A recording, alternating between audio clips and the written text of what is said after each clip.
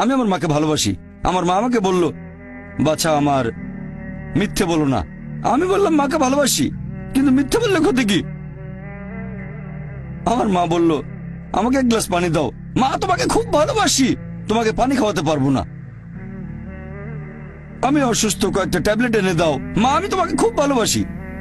যদি আমার মায়ের নির্দেশগুলো না মেনে চলি, তাহলে এই ভালোবাসা দিয়ে কি হবে? এটা মূল্যহীন, শুধু মুখের কথা।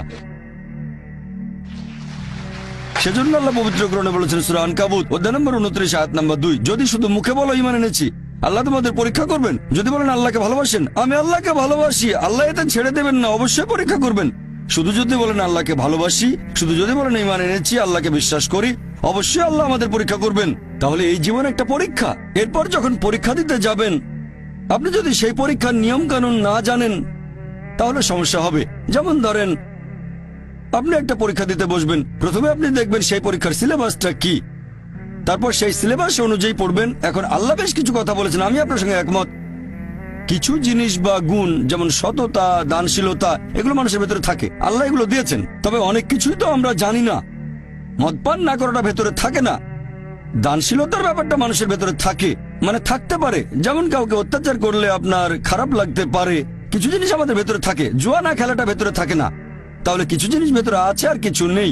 আমাদের যেটা করতে হবে, আমরা আল্লাহ সুবহানাহু ওয়া তাআলার নির্দেশগুলো সব মেনে চলবো। আর আল্লাহ বলেছেন এই জীবন একটা পরীক্ষা। তাহলে আপনি যদি আল্লাহর আদেশগুলো পড়ে না দেখেন, পরীক্ষা পাশ করবেন কিভাবে? আমি কেন এই কোরআন পড়তে বলছি? কারণ এই হলো একমাত্র বই যেটা আল্লাহ তাআলার আসমানি কিতাব, যেটা এখনো অবিকৃত অবস্থায় আছে। স্যার উইলিয়াম মেয়র কথা অনুযায়ী, যিনি ইসলামের একজন কড়া সমালোচক, তিনিও লিখতে বাধ্য হয়েছেন মানে তার সামনে অপশন ছিল না। পৃথিবীতে আর কোনো ধর্মগ্রন্থ নেই পবিত্র কোরআনের মতো, যেটা 1200 বছর ধরে অবিকৃত অবস্থায় আছে। তিনি এটা বলেছেন 200 বছর আগে।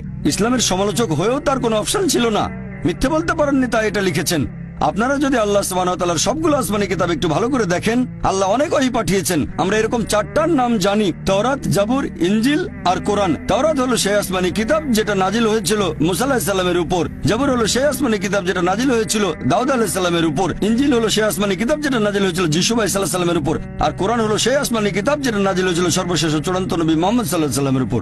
আর আল্লাহ পবিত্র কোরআনে বলেছেন সূরা রদ অধ্যায় 13 আয়াত নম্বর 38, আমি প্রত্যেক যুগে ওহী প্রেরণ করেছি।